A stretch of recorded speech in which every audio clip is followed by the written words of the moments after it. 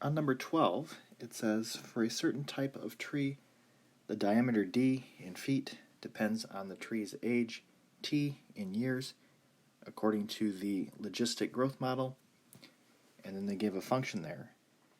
And then it says, find the diameter of a 20-year-old, 50-year-old, 150-year-old, and 200-year-old tree. So we have a logistic growth model here, and I want to type this into my calculator. Now, I do need to be aware that the entire denominator needs parentheses.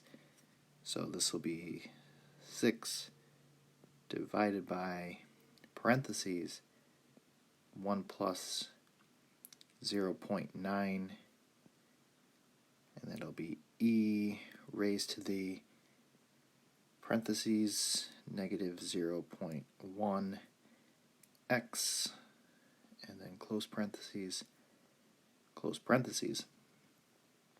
So then we want to type in a couple different numbers here. 20 years, 50 years, 150 years, and 200 years. And you can either plug them in manually or you can use the table feature on your calculator. So if you use the table feature, then if you plug in 20, you should get 5.35 feet. If you plug in 50, you should get 5.96 feet. If you plug in 150, you should get 6 feet. And if you plug in 200, you should get 6 feet. So you'll notice that there's kind of a limiting value here, or a ceiling, meaning you're getting closer and closer and closer to 6. And if you notice in the original problem on the numerator, that numerator is 6.